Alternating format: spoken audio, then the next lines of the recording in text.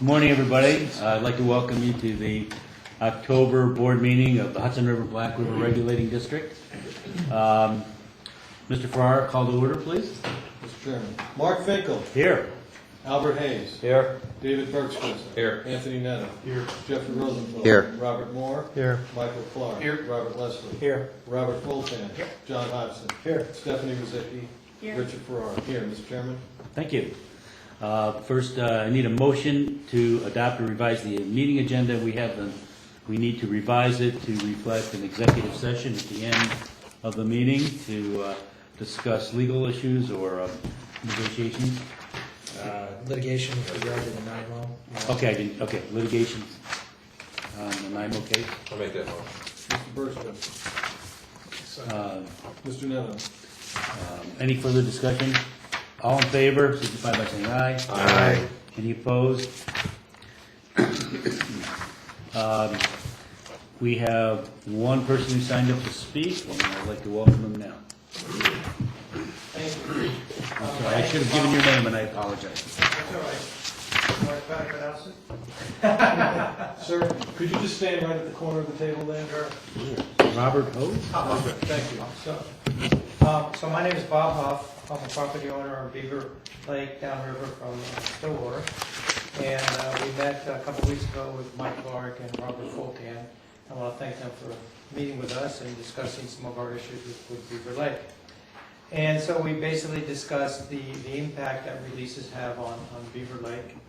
And we agreed to work together to better understand the impact of Stillwater releases, especially large releases that cause flooding. And what we would like to work with Robert and Mike on is reducing unnatural variation. Beaver Lake is a natural lake. It's not a reservoir. So we'd like to try to minimize the impact of Stillwater releases that cause unnatural variation in the lake level. So a couple of things that were under consideration that we've discussed. Look at a greater buffer between the flood level elevation of Stillwater and the target elevation to give more of a buffer to mitigate flooding down at Beaver Lake. When a large release is anticipated, to spread a smaller release over a larger time period to try to minimize the impact of one or a few large releases. And the other item we discussed was that I will install web-based Beaver Lake elevation monitoring that Robert can use to assess the impact of Beaver Lake. So I just wanted to review that, thank them for meeting with us and discussing it and being open to working together to try to minimize the impact. Okay, thank you. Thank you. Anybody have any questions for them? Where's your source of water for Beaver Lake? Is it off the, 100% Stillwater. right off the reservoir? Beaver River flow, yeah. Oh, okay. 100%. I mean, there's a creek that feeds it as well, but this is the primary inflow to Beaver Lake. So it's impacted when we release from the dam, it's below the dam, or? Yeah, it significantly impacts, especially when there's a large release. So there was a large release this spring, Mm-hmm. and we had flooding for about 6 weeks over and above the typical flooding that you saw in the area. Okay. And it caused significant impact to our property, our boathouses, and that sort of thing. Okay. So, Good. okay? What's the mean elevation of Beaver Lake? It's about 1,400. Would you say? 1425, 1425. I think what you're 1670 here about. And do you usually see the impact in the spring and fall? Well, we see it continuing throughout the year, but primarily in the spring and the fall. This spring especially came to our attention because there was a lot of rain that came in, and Robert was forced to do a significant release over a long period of time, and that caused a really significant increase in the flooding. And it floods our boathouses, it causes damage to the property. My property, which is typically fairly dry, was a mud pit. And so it can cause significant impact to us in being able to use the property. So what we're looking to do is work together to maybe anticipate a little more proactively. So maybe we asymptotically approach the target elevation here at Stillwater, so that enables maybe an earlier release and a smaller release over time, which will minimize the impact down there. Mm-hmm. And I think knowing the elevation of Beaver Lake and the impact, I think that would help Robert manage the operation. You guys on board with how I characterize the meeting? Certainly. Okay. I was going to comment on my report, but we can certainly talk about it now quickly. We did meet with them met with these gentlemen here. Also, what was helpful was a couple of visits to Beaver Lake downriver, which, for everybody's point of reference, it's essentially begins at the tailwater of the Mosier Hydro. And something that personally wasn't known to me until that time was that Beaver Lake is not the same pond elevation as Soft Maple Hydro, which is Brookfield's, and that is essentially the next hydro below Beaver Lake. When you look at it on the map, it's not clear, and yet there is an elevation difference. I don't mean to be, I'm kind of stealing some of the thunder here from the chief engineer, because he was there also.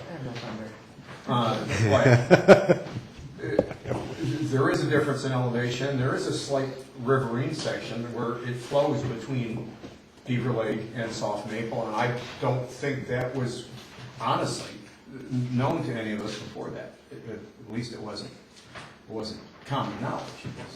So I think one of the things we discussed was just what was mentioned, elevation measurement on Beaver Lake, and also elevation measurement by another gentleman at the Narrows, where it transitions from Beaver Lake into, it flows into Soft Maple Reservoir. Is it Soft Maple? Sorry, I misspoke. It's Eagle. It's Eagle. Yeah. Sorry about that. It's Eagle Falls Hydro. Because there is an elevation difference there. It's not much, but it's enough. And really, what we need to do is determine how everything works through there hydraulically. Is it, what combination creates the worst situation? Is it releases at Eagle combined with releases from here? Those kind of, we need to define those parameters. And if by having real data at Beaver Lake, at the narrow section there, and hopefully from Brookfield also, we can use that data combined with our what we know to be our releases out of Stillwater Reservoir to better control that. And we also spoke about the crest elevation and perhaps shaving that down as far as our max storage generally in the spring. This, if everyone remembers, this, I made a comment in board meetings several months ago that if Rob had not held Stillwater Reservoir down during the month of May when it was dry and people were screaming at that time, figuratively speaking, screaming, they were upset that the reservoir was never going to fill. If he had stored water early in the spring and minimized the releases then, that 1,000 CFS that we had to release because we were full at the flashboards could have been considerably higher than that, and thankfully it didn't occur, due to foresight. The implications in Beaver Lake could have been much worse than they were. Nevertheless, long story short, again, not that it's very short right now, we need better data, and I think that working together with these gentlemen and others down there, as well as Brookfield, we can kind of define what. I mean, am I stating it pretty much? Certainly, I think you are. Yeah. There's a lot of data that can be collected that would certainly help, and river stage information is really helpful. The data we've requested from Brookfield will be helpful. And just having that monitoring will. Yeah, and I think if we look at rate of change of inflow and outflow and rate of change of elevations, you can anticipate a little more that we're going to overshoot a target elevation or something like that, and then we can maybe asymptotically can approach the elevations by releasing smaller levels sooner rather than waiting until we're almost shooting over to the top of it. So that's what we'd like to do to work with Mike and Robert. Also, you should know, when talking about the elevations, Beaver River does not freeze where it goes through the lake. It's moving that quickly through there that on that end of the lake where the river comes in from Mosier and goes out to Eagle, it doesn't freeze. It may get a skim coat of ice on it, but anybody walk on it will fall right through, even in the dead of winter. So there's a fair amount of flow going through. Okay, thank you very much. Anybody Thank have any you. other questions? Thank you. Yeah, as I said, you are welcome to stay through the meeting, but don't feel you have to. Does that go for everybody here? No.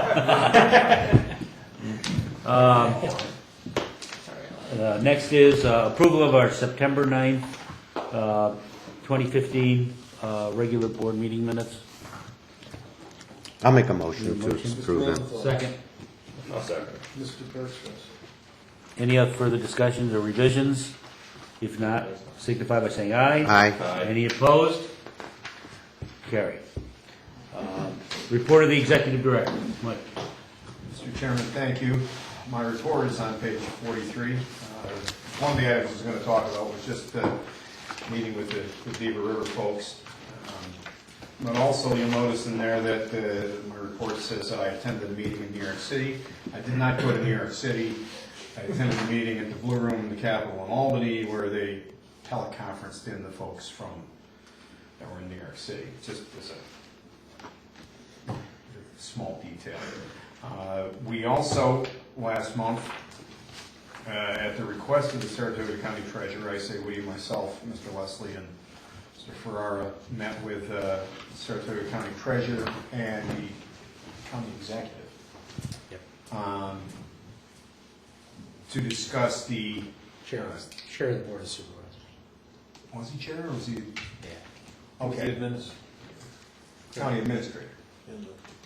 Nevertheless, we met with them. The point of the meeting was to discuss the, per the consent agreement with the 5 counties and the apportionment. We had a final payment of the second, what amounts to the second half of the past due taxes from 2009 through 2012.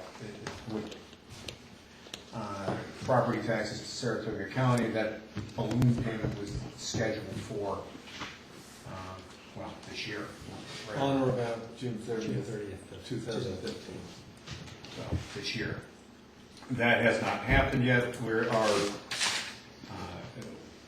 We had discussed the reasons why, and that I had, if you recall, I had sent a letter to the chairman of the Board of Supervisors last October or November, saying at that point, nearly 1 year ago, that it would be difficult for us to make that $920,000 payment one shot this June 2015, and that we would like to break it out into 3 payments of 300 and change.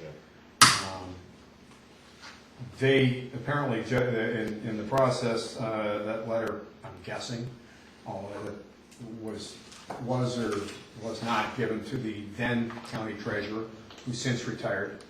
The new county treasurer, who came in at some point earlier this year, just discovered it, and they read it for the first time and treated it as if it was, when we met with them in September, as if it was the first time they were seeing it, and I had written it last week. It wasn't the case, but that's the way they approached this meeting. The bottom line with this, and again, I'm probably cutting in on Mr. Ferrara's thunder right now, but essentially, we need the headwater benefit payment, the past due amount that we need to collect that money. We believe we will. It's just a question of when. That sum is somewhere between $2.5 and $3 million, depending on how that shakes out. At which time we will clean that up. The reality is, we suspect that Saratoga County may very well offset that payment against their payment of our assessment for this year, which would net us, instead of $1,135,000, would net us $115,000. Okay, thank you. How's that gonna impact us? Well, cash flow. It would not, because we would then be unable to pay, so we would have satisfied the past due taxes of 920, but then wouldn't be in a position to pay their current taxes, school and property. At that point, it would be re-levied to the property tax in January around the same number. So we would be financially in the same boat, but we would be, it would be the current taxes that would be outstanding and not the past due. But without the obligation to pay that loan? Essentially, until we get the headwater benefits payment, what it's doing is kicking the can Right. further Further down the street. down the road, and you're paying, and you're meeting all past obligations. It's just then the current becomes, you Yeah. follow it. The current becomes past. You're paying that, and Okay. the $3 million will clean up all of that and then some.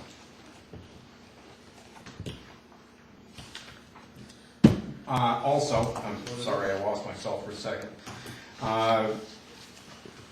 We met with folks in Casterland, which is, for anyone not familiar from the Hudson River area, Casterland is along the Black River, and it more or less straight across the river from where, straight across the Black River from where the confluence with the Beaver River is. It's very flat. Those folks see flooding every year, natural flooding due to natural flow, with or without a release from us. We spent a couple of hours there. There were quite a few farmers and local folks. The farmers have the biggest concerns in the area because it impacts dairy operations when that river flows out of bank. Assemblyman Ken Blankenbush was also there and more or less led the meeting. It was a productive meeting. I think that some of the positive action items that came out of it were Lewis County, through the planning department, has secured grant money for the soil and water conservation folks for the county to install river stage gauges. And right now we're going to install one at Dadsville, which is just upstream of there. Dadsville, right? Yeah. And that one's in place. Several in that area, right? And then they're going to install downstream, and Looking for a new site. which is a positive development, because there's along the Black River. Rob has a gauge at Boonville, and he has a gauge at Watertown, and a heck of a flat stretch of water in there with not a lot of information other than the gauge at Krogan, which is on the Beaver and not the Black. Well, so it is, any gauges in the area would be beneficial, and you had mentioned how you might want to bring USGS into the mix. We, Mike and I, after listening to the folks in the soil and water representatives, we're batting around the idea possibly that, one, that we could use the data, but maybe even bring that stage gauge on the Black River into our fold, so to speak, of our folder of gauges. And so we haven't yet really in great detail explored that possibility, but we think it might be beneficial to the operation of the Black River and area, and as well as our residents, to have that information. And certainly would be beneficial to the folks who are on the Black River, the farmers and the residents who see annual flooding when the river reaches, well, as measured in Watertown, reaches anywhere between 7,000 CFS and above. And, as I say, if we were to bring that into our portfolio of gauges, and it were to be published and made available, similar to the other information that we have available in terms of river flow, I think that would go a long way to giving some advance notice, in addition to some other methods that the county and the soil and water folks are give them advance notice, but be beneficial in several different ways. So I think the USGS might be able to work to use their information and their equipment the same way they utilize our equipment at Old Forge and Six Lake. And so it's one way I think we might be able to improve the entire system, consistent with, for the most part, with our statutory obligation to monitor and measure flow. So it looked pretty promising anyway. So we're gonna continue to work with them. The last item I wanted to mention was that also, when I say we, the chief engineer, myself, and our chairman met with folks in Indian Lake, a couple of gentlemen from the Indian Lake Association, as well as the Indian Lake Town Supervisor, and they wanted to discuss water elevations. I wanted to discuss the other end of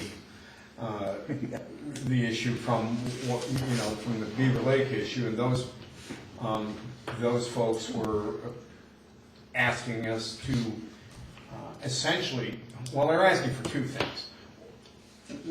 Their primary goal was to get or have a higher elevation in the lake, reduce the drawdown later in the season until right now, until Columbus Day if possible.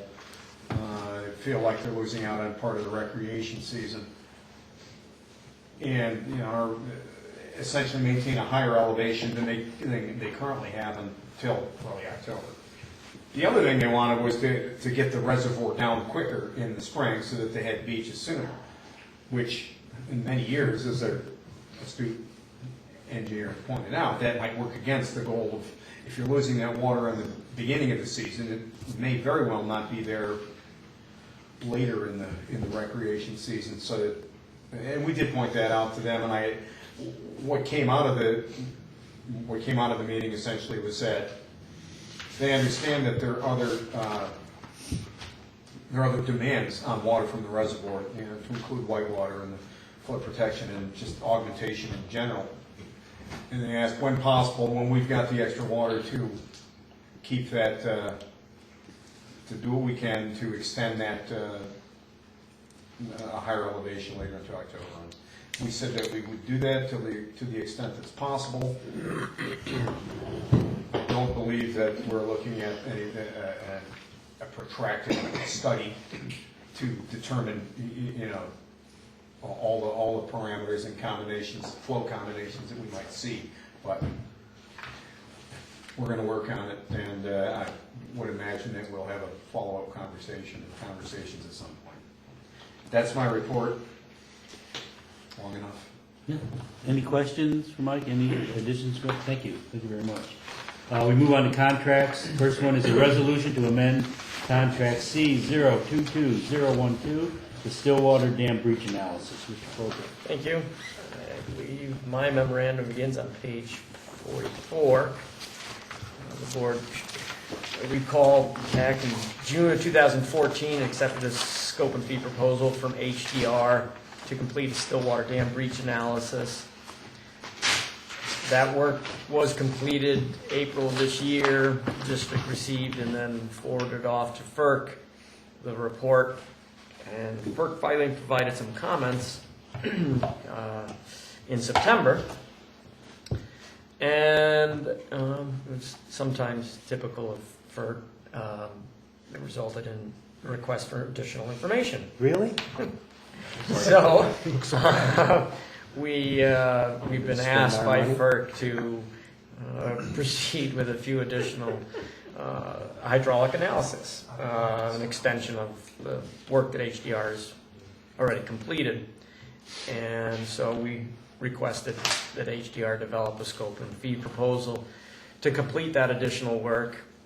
That proposal was attached to my memorandum.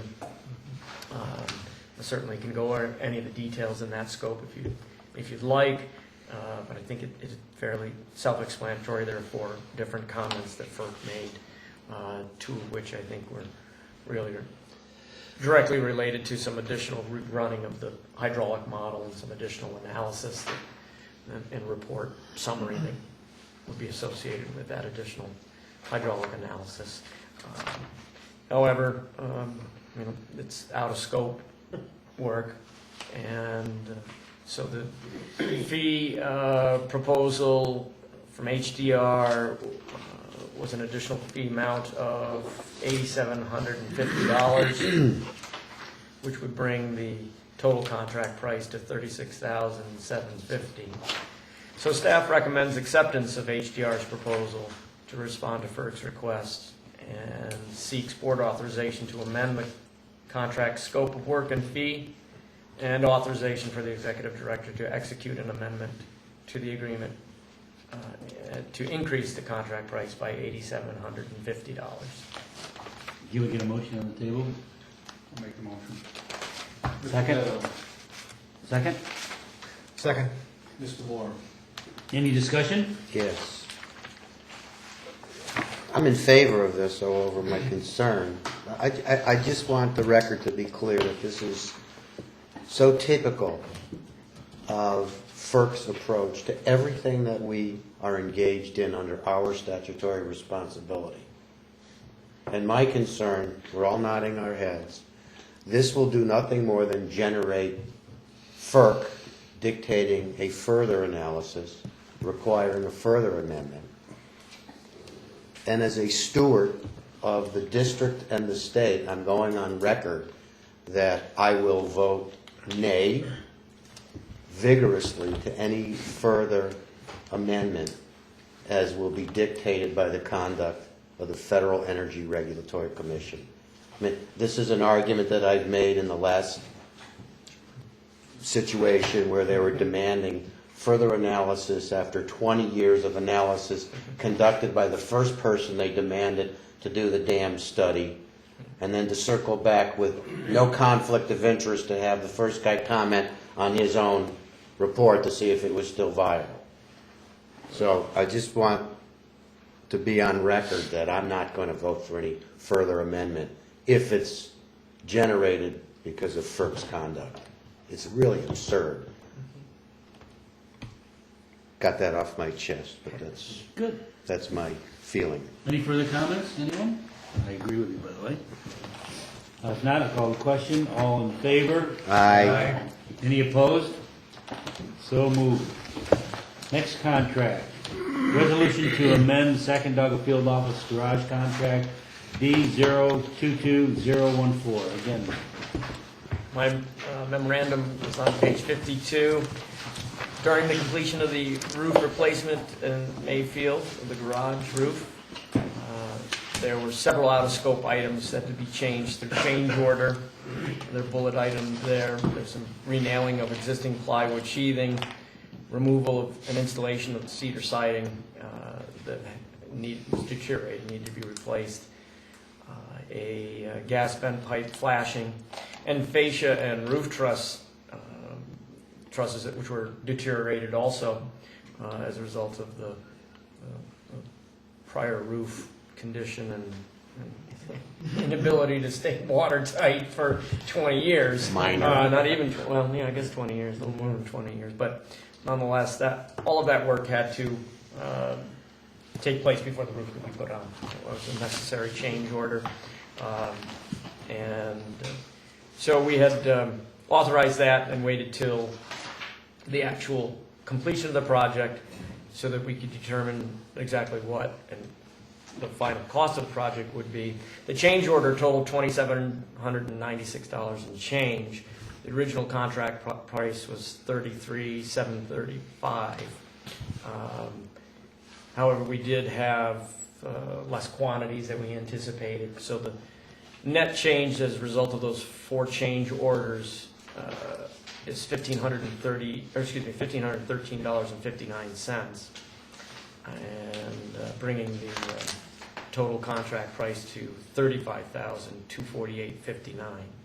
And the staff recommends amending the price of the contract and seeks board acceptance of the recommendation, authorization to amend the contract price, and authorization for the executive director to execute an amendment to the agreement which increases the total price to $35,248.59. Have they started working on it? All done. All done. All done. So this is They stuff we found. completed the job. And Looks and beautiful. These Very items, nice. yep. It just sounded like they did it and then came over and looked at it and said, no, we're gonna have to add this. Right, no. No, they did a good job. We had just one minor follow-up item that they took care of probably within a week, I Yeah, it would was say. very timely. They were pretty quick to come back and take care of that after we reviewed it for substantial completion. And they took care of that, and there were no other items that needed to be repaired, so they did a good job. And over time, we'll see how good a job it really was, but it certainly looks good, and I think we had enough eyes on it to know that it appears to be installed Okay. very, Okay. very well and properly. So. All right. I'll make that motion. I'll second that motion. Mr. Bergstresser? Mr. Rosenthal? Aye. All in favor? Oh, no, Any discussion? Any discussion? All in favor? Aye. Any opposed? Nay. Committee reports. First, Governance Committee, Chairman Rosenthal. Mr. Chairman, as the result of the Governance Committee meeting and pursuant to our discussions and final revisions, I am moving, I would recommend making a resolution to advance to a full board approval of the procurement policy. And of course, everyone in the board was present really to hear the discussions and the minor final revisions that were made. So I would move this item for board consideration, full board consideration. Make that motion? I will make that motion. Second to the motion? I'll second it. Mr. Rosenthal? Mr. Hayes? Any further discussion? Is his motion to move it to the full board for consideration or to? Just to adopt. To adopt. Motion to adopt. Okay. Consideration to adopt. Thank you, Okay. Mr. Leslie. All in favor? Aye. Any opposed?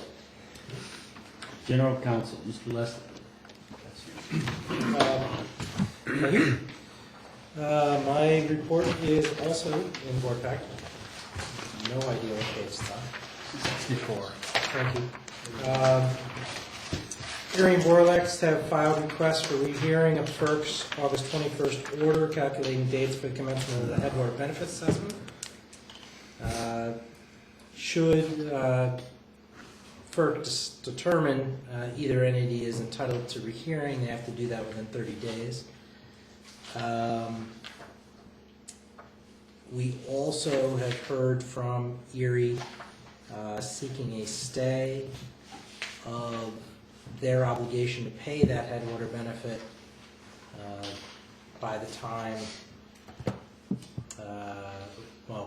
we indicated, which is October 31st. We have an opportunity to reply to that. We can talk about that further in executive session. With regard to NIMO, Gervin and Filazzo, our outside counsel, will work with NIMO counsel to commence mediation regarding NIMO's federal and state court challenges. The federal matter remains on the federal court calendar for January 16th. And I noted that I also had attended the meeting in Saratoga. But I guess that's it. Keep it brief. If there's any questions? Any questions? Thank you very much. Next, Compliance Officer, Mr. Zicki. Thank you. My report will be found on page 65. The second quarter utilization report is due tomorrow, October 15th. Our spend was $10,032.62, which gives us, at the time I ran this report, a 6% utilization. We reran the numbers, and it's going to come in more around 17%, which is still kind of low, but it is what it is. We can't force MWBE purchases where there aren't any. So hopefully by the end of the year, we will get close to our 30. The garage roof, as was mentioned, is done. When we get a bill for that and that's processed, we'll have that. We bought a trailer in July, and we just now got delivery of that. We'd hoped that that would have showed up in this quarter. That's $19,000 that will get credited, as well as a pickup truck for Countyville that we're hoping will be through an MWBE. So I think next quarter we'll have a lot better numbers. I did attend the New York State MWBE Forum at the Empire State Convention Center, October 1st and 2nd. A lot of businesses. There was some webinars, guest speakers, and I attended a session on the diversity study that New York State is undergoing to see if the 30% is an accurate requirement. On pages 66, 67, and 68 of the contract reports that are in there each month to satisfy Public Authority Requirement 2879. Executive Order 418 reports were submitted for the fiscal year. That's our water bottle usage or lack of usage. We can't have bottled water, so we have to report that we're not using bottled water. Except for Countyville, because they have non-drinkable. Well, The district doesn't buy those. That's a donation. okay. And then our recycling, how well we are at recycling and sustainability. So those were reported. And currently there's a voice over internet protocol project going on at the Watertown office. It's part of Unite New York, where they're going to be converting each office's individual phone systems onto a computerized network. That should be done by the end of the year. Yeah. Who's the vendor for doing the upgrade of the website? Because that's going to be one we're going to add. Oh. Yeah. So, IMC Media, IMC. Media Corp. Right, we are still working on upgrading our website. The online payment probably won't take place till next year. However, we are going to overhaul our website, switching Dreamweaver over to WordPress. And so we do have an MWBE firm for that project. So they're out there. It's not a big spend, it's a small amount, but Right. it's going to make a huge difference in getting the website, Up and running. User friendly. it's more current in its look and how it works behind the scenes. With regard to our MWBE, what is our overall annual goal? 30%. 30%? Correct. How did we arrive at a 30% goal? The governor set the 30% goal. Right, it's Yeah, set- governor's office. right, it's an executive order. I think at the end of the year we'll be close. It's just this, because the roof and the trailer didn't come in, then it will, and the truck, next month we'll probably have a really high, Right, or it'll next be quarter. It'll be a much bigger quarter. I think Again, so. the only quarter that matters, or the only number that matters, is the end of the year. Correct. I mean, they'll get a little nervous. I understand. My concern, having been the affirmative action officer in the agency that I was employed, these goals often are no better than having a crystal ball, which in some cases is more accurate than these pie-in-the-sky goals. Right. Agency to Particularly agency. based upon the comment the statement you've made. If you don't get MWBE participation, You can't say- we have to fulfill our contracts. Right. And you end up with what you end up, and 30% is a rather, How does the state feel? I mean, we looked at a couple of contracts where the MWBE was so much higher than everybody else. I mean, do they expect you to take those contracts? or- no, you can't under state law. Right? Okay, Am I so- correct, Mr. yeah. Leslie? I mean, you have to, You still have to have value. Responsible bidder. Okay, so we're not Right, There's required gotta to be do that. value add, we're not. Okay. If there's, And yet, there is the ability to accept a contract on a discretionary basis right. up to, without going through procurement, up Right, to and $200,000. Up to 200,000 is considered a discretionary spend, so it.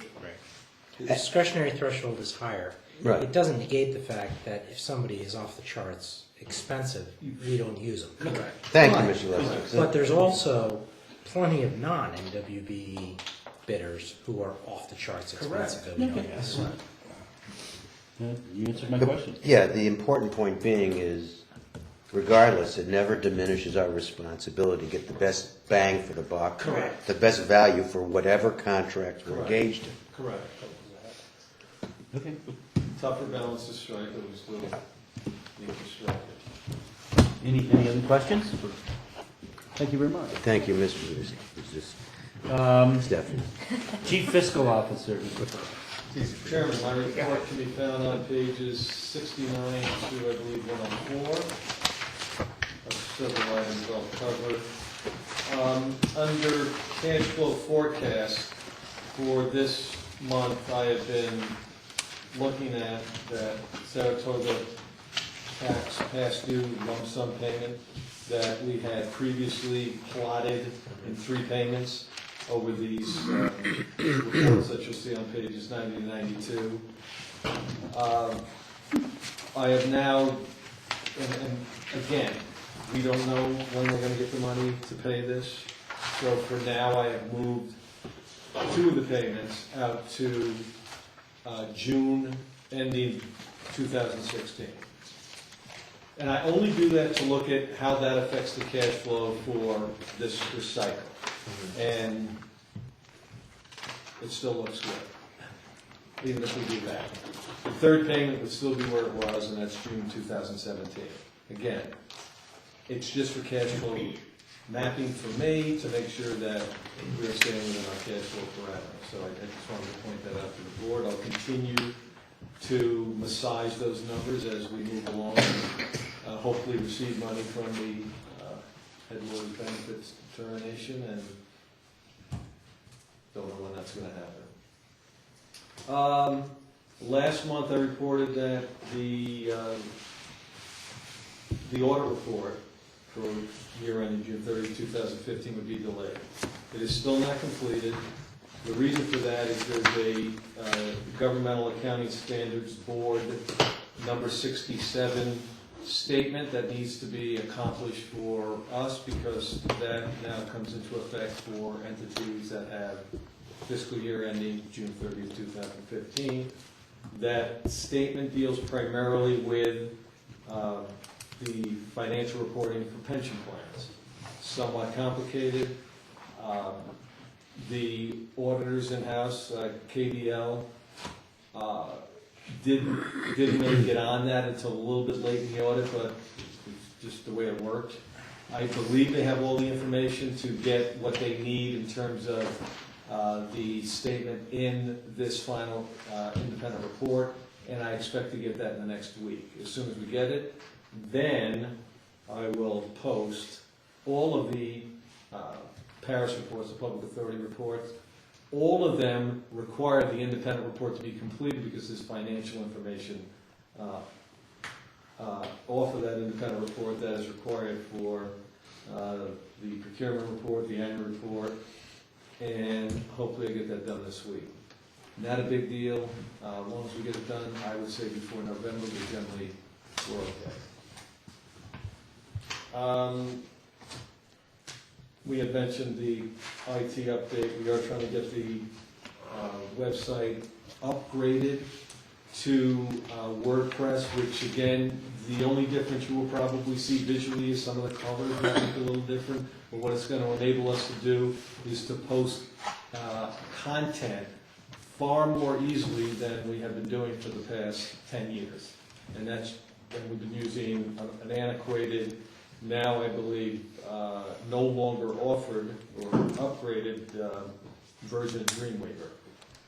Once we get that WordPress on there, we will be able to post content and do a lot of things.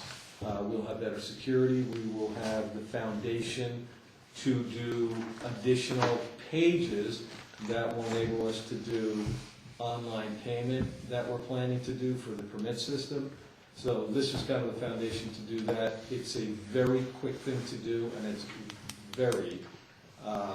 not very costly at all. So hopefully we get that done in about 30 days. And we'll be reporting hopefully next month that we've done that, and Just curious, didn't Yes. you reach out to individuals to see what reception there was for online payment from the permittees? we did. We did a survey, and I believe we got, It wasn't a, it wasn't a 100%, it was more of a sample. Just a, yeah, Yeah, I mean, good feel out there? No. it's- depends on how you define a good feel for the numbers. I'm not sure what we're gonna get at the end of the day, but I think for those folks who are out there that would like to be able to use a website to make that payment, I think they'll like it, and I think it's gonna be a very easy thing to do. Yeah. There's not a whole lot of security behind it, because there's not a lot of information that Right. needs to be pulled. There's no social security numbers. Right. You're talking about a Right. permit number, a dollar amount, so it's pretty straightforward. There's not a lot of concern about, you know, the kind of things we have to build on the website Right. to be able to do that. What we have,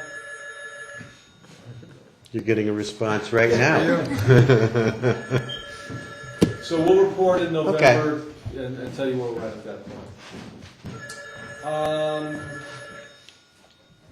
On page 105, we have board expenses.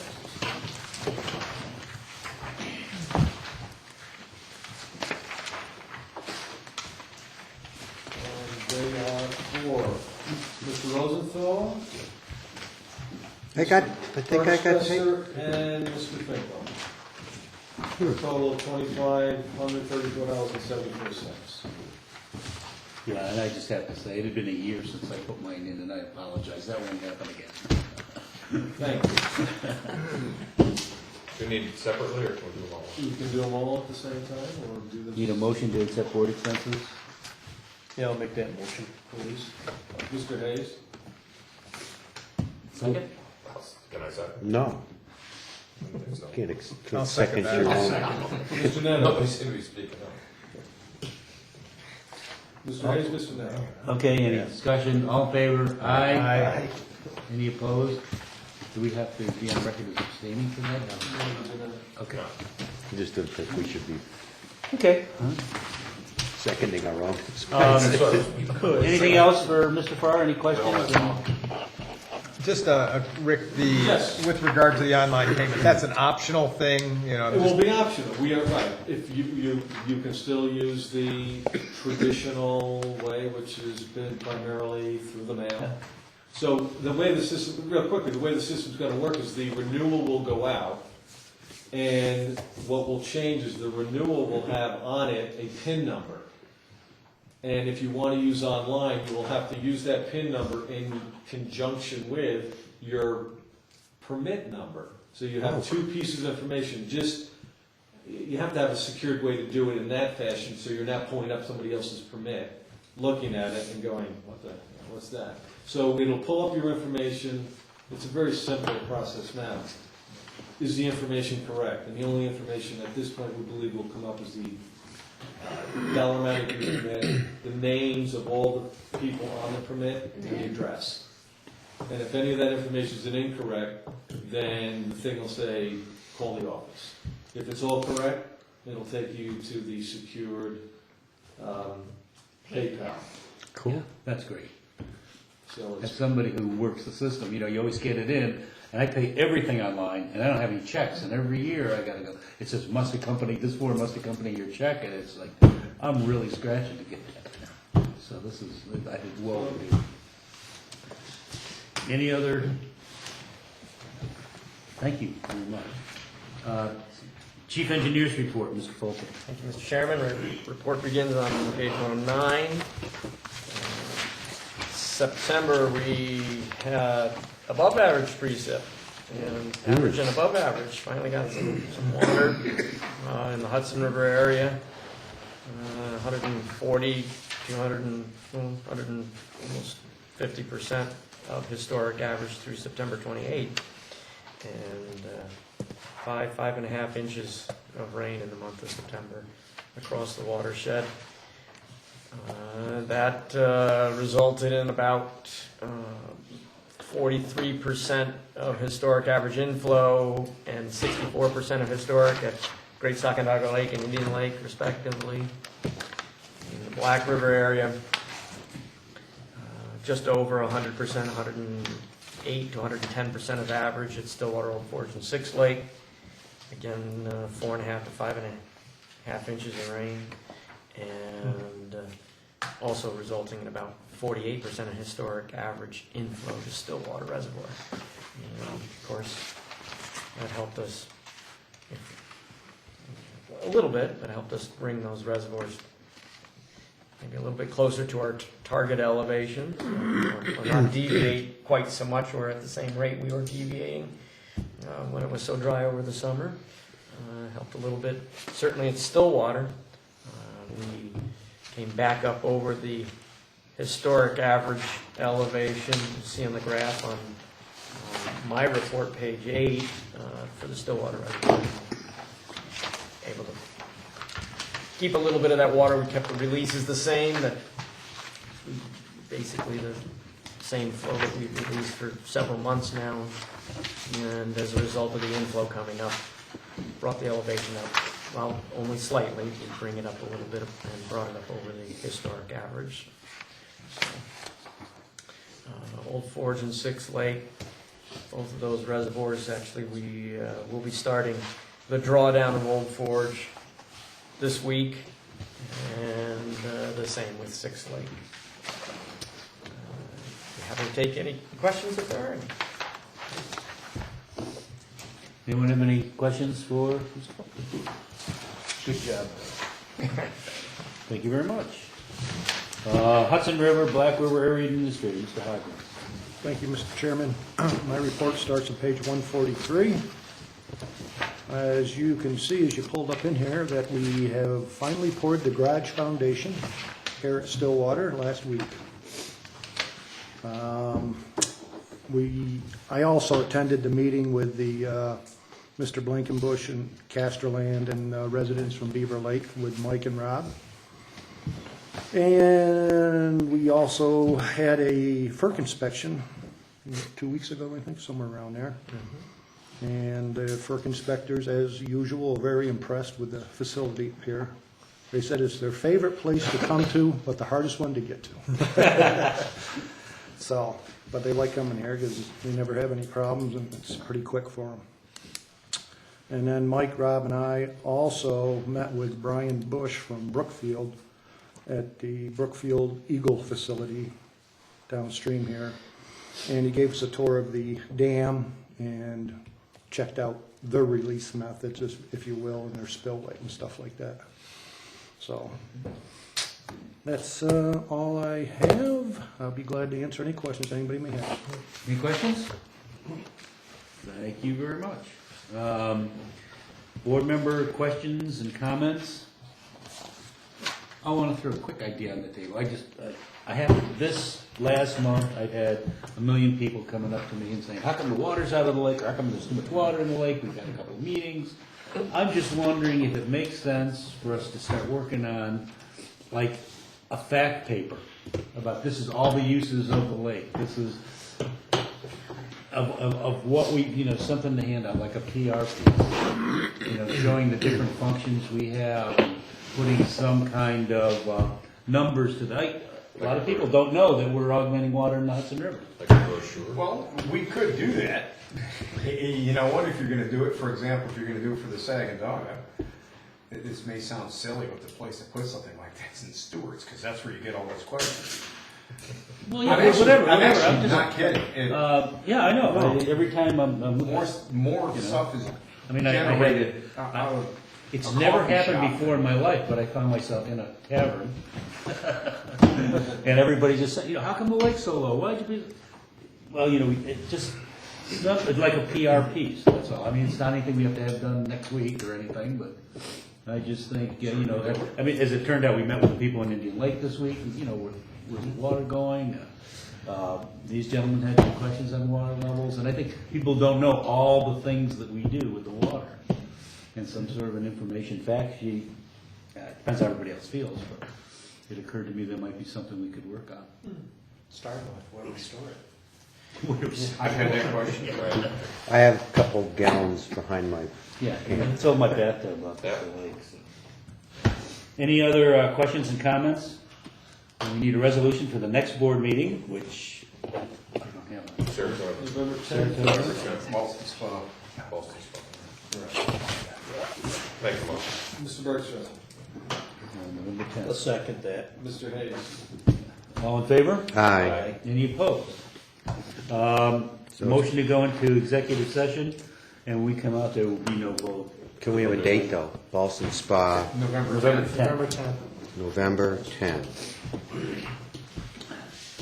So in executive session, there will be no business. There'll be no business that we have to come back to. The motion to go into executive session is to discuss litigation regarding NIMO and Right. Erie Boulevard. Right, and I think it was a mistake. And we need a, Mr. Bergstrom. I'll second. Mr. Neto. Any discussion, all in favor? Aye. Thank you. Thank you, gentlemen.